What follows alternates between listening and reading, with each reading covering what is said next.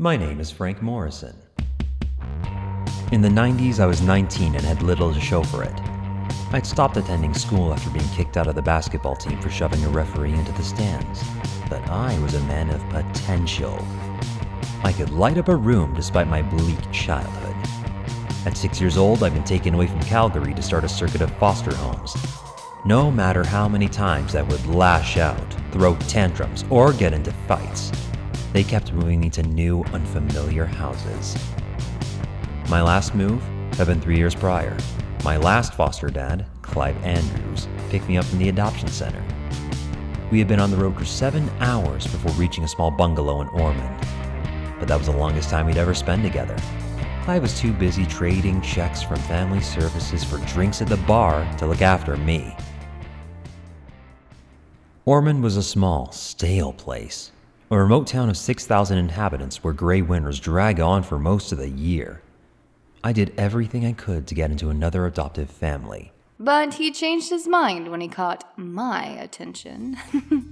Julie Kostenko was a beautiful girl who was convinced that she deserved better than a life in Ormond. And Frank, as a handsome outsider, was my ticket out. Frank attended the parties I threw where everyone was younger than him and easily impressed. Which he liked. And he met me, Joey, who was impulsive and liked to show off. And me, Susie, who was shy and naive, but also my best friend. We would hang out at an abandoned lodge of Mount Ormond. Our time together was the perfect break from the boring conformity of our small, insignificant everyday lives. I saw it as an opportunity to shape their lack of experience into something powerful. I lined up nights of debauchery and rampage, testing their limits. Bullying, vandalism, and theft were essentially our weekend plans. it came to a point where we would do anything he asked. Nothing was off limits when we put our masks on. One evening, though, Frank dared me to vandalize the store that had recently fired me. We snuck inside easily enough, as the building was supposed to be empty after closing. But a cleaner who was still there grabbed me as soon as I accidentally came near. Hearing her stifled cries, it felt like a dark impulse took me. I rushed to her aid, knife in hand, and without hesitating planted the blade into the cleaner's back.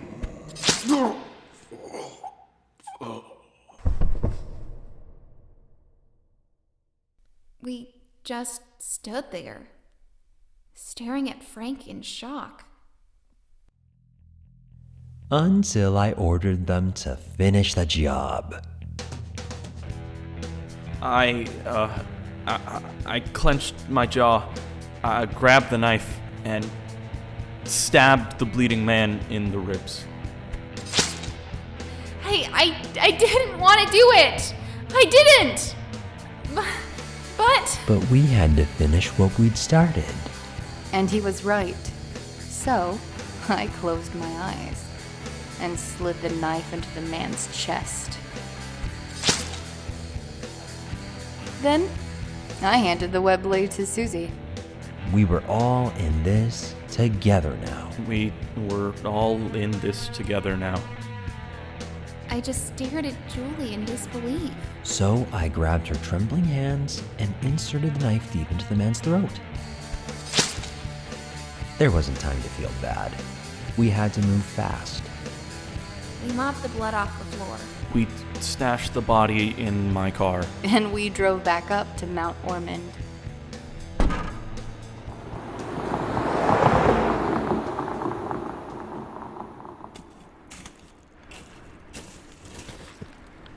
The four of us were digging in the muddy snow to dispose of the body when I spotted something moving through the woods.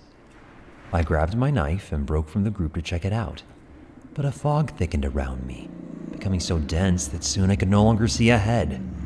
I retraced my steps and stumbled onto an ominous trail. I followed the eerie path, as if called by the darkness. Susie, Joe, and I finished digging, but Frank was nowhere to be seen. I spotted his muddy footsteps in the snow and followed the trail, which took us deeper into the woods. We didn't return home that night. I can only guess that our parents thought we ran away with Frank. The mood in town changed, however, when a body was found by an abandoned lodge up Mount Ormond.